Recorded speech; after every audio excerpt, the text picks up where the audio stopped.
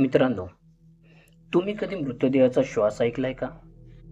रात्रीच्या शांततेत जेव्हा अख्खं शहर झोपलेलं असतं, तेव्हा एका बंद खोलीत तुमच्या अवतीभोवती 30 ते 40 मृतदेह ठेवलेले असतील आणि अचानक त्यातल्या एका फ्रीझरमधून ठोक्यांचा आवाज यायला लागला, तर अशा वेळी तुम्ही काय कराल?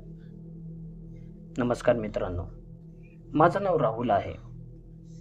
पुण्याच्या ससून हॉस्पिटलच्या शवगृहामध्ये लॅब असिस्टंट म्हणून मी काम करत असताना माझ्यासोबत जे घडलं त्यानंतर मी जिवंत माणसांपेक्षा मृत माणसांना जास्त घाबरायला लागलो. ती घटना मी कधीच विसरू शकत नाही. आणि विश्वास ठेवा, जेव्हा तुम्ही ही घटना ऐकताल त्यानंतर तुमच्याही अंगावरती काटा आल्याशिवाय राहणार नाही. चला तर मग जास्त वेळ न घालवता आजच्या कथेला आपण सुरुवात करूया.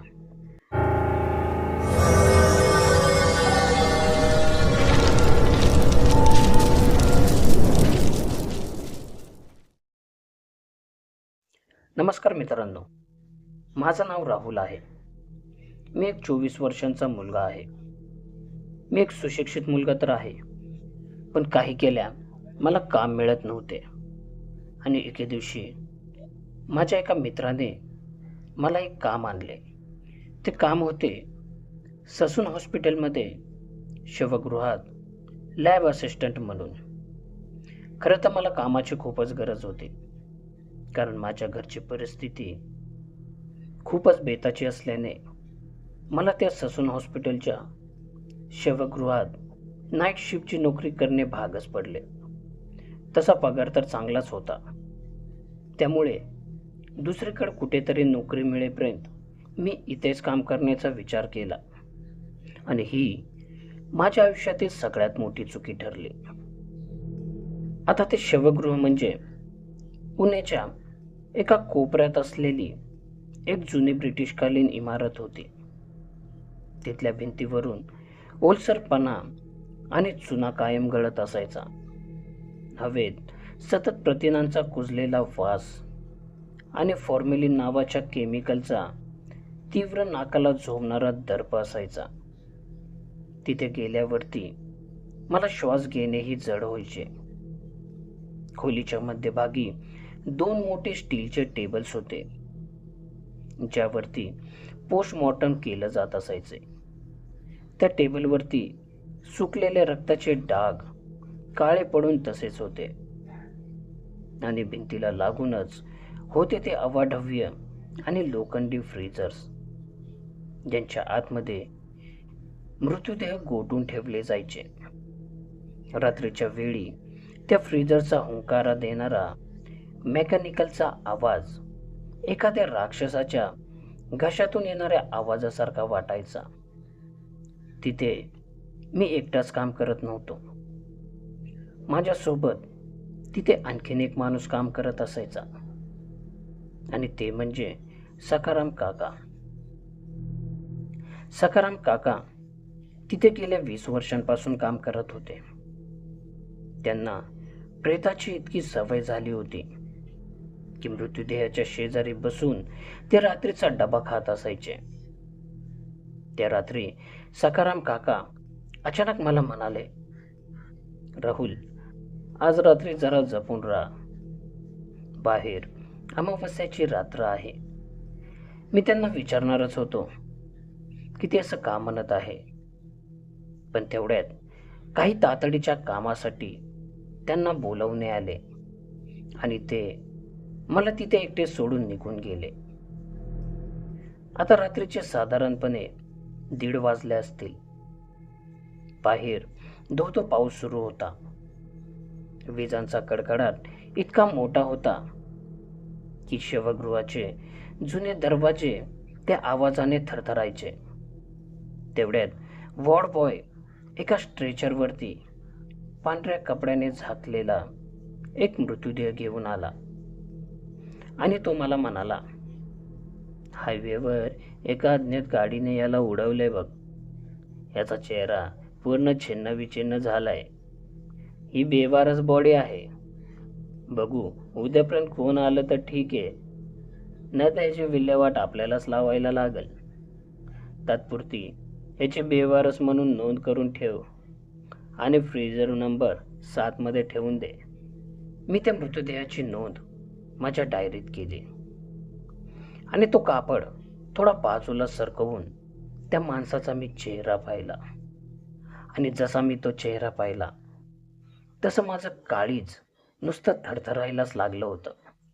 कारण त्या माणसाच्या चेहऱ्याचे दोन्ही डोळे पूर्णपणे बाहेर आले होते आणि तो चेहरा खूपच छिन्नविछिन्न झाला होता.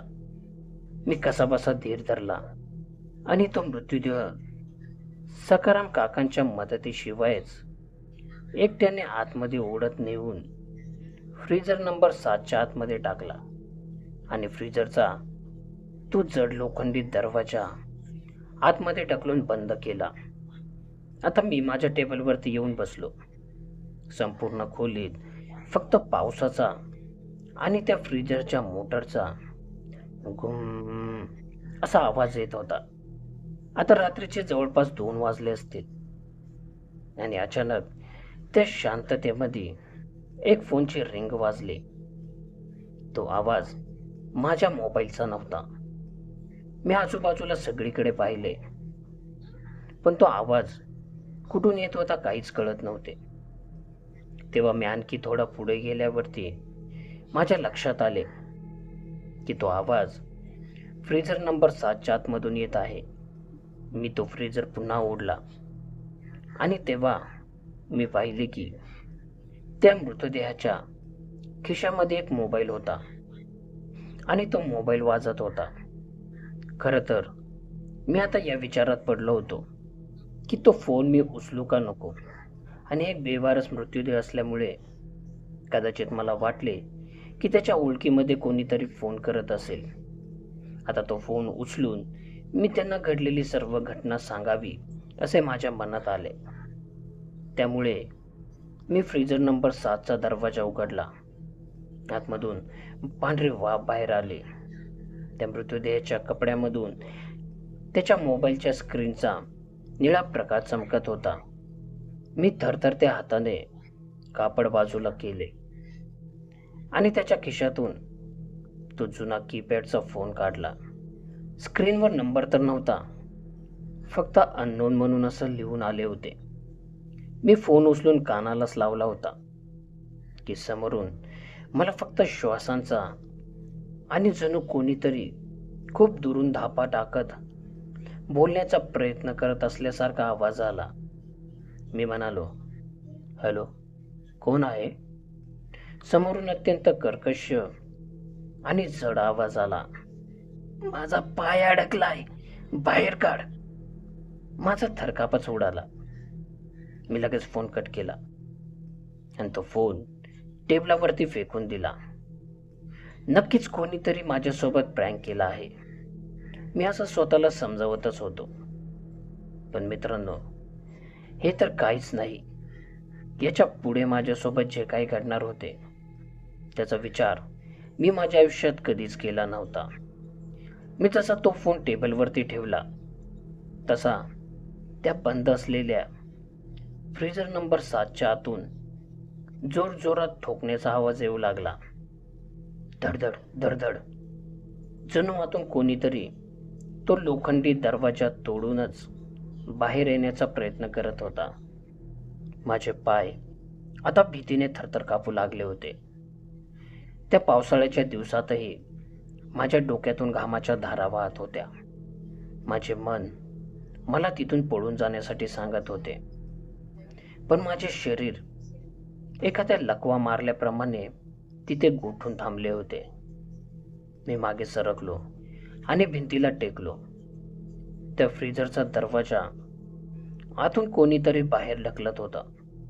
तेवढ्यात माझा पाय टेबलवर ठेवलेल्या त्या मोबाईलला लागला आणि त्याचा स्पीकरही ऑन झाला. त्या फोनमधून मला पुन्हा तोच आवाज आला, पण यावेळेस तो आवाज फोनमधून नाही तर त्या फ्रीजरच्या थेट आतमधून येत होता. राहुल, दरवाजा उघड, राहुल दरवाजा उघड. मी तिथे एकही क्षण न थांबता थेट बाहेरच्या दिशेने पळत सुटलो. बाहेर खूप पाऊस पडत होता, पण मी कशाचाही विचार न करता त्या पावसात तसाच पळत राहिलो. आता पळत मी हॉस्पिटलच्या दुसऱ्या भागात आलो. मला असे घाबरलेला पाहून तिथे काम करणाऱ्या लोकांनी मला काय झाले म्हणून विचारू लागले, पण त्यांना काही सांगण्या अगोदरच मी बेशुद्ध होऊन तिथेच पडलो. आणि जेव्हा सकाळी मी शुद्धीवरती आलो तेव्हा माझ्या बाजूला तिथे काम करणारे काही माणसे होते आणि मी त्यांना रात्री घडलेली सर्व घटना सविस्तर सांगितली. पण त्यानंतर मला जे काही समजले ते ऐकून माझे तर काळीजच तोंडात आले होते. कारण रात्री ज्या वॉर्डबॉयने मला ती बॉडी आणून दिली होती त्या वॉर्डबॉयचे असे म्हणणे होते की रात्री अशी कोणती बॉडी आलीच नाही आणि त्याने अशी कोणती बॉडी मला आणून दिलीच नाही.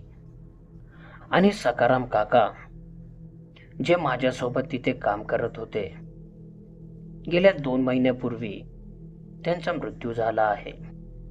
आता हे सर्व ऐकून माझ्या तर पायाखालची जमीनच सरकली आणि त्या दिवशी मी ठरवले की पुन्हा मी इथे कधीच काम करणार नाही. आणि त्याच दिवशी मी ती नोकरी आणि ते हॉस्पिटल सोडून निघून गेलो. मित्रांनो, आजही जेव्हा कधी मी त्या हॉस्पिटलमध्ये जातो तेव्हा मला ती घटना परत परत आठवते.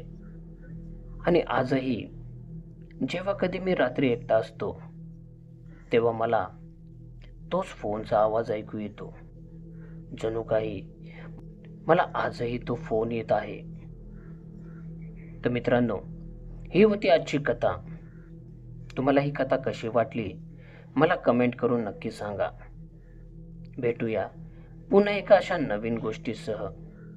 तोपर्यंत स्वतःची काळजी घ्या. धन्यवाद.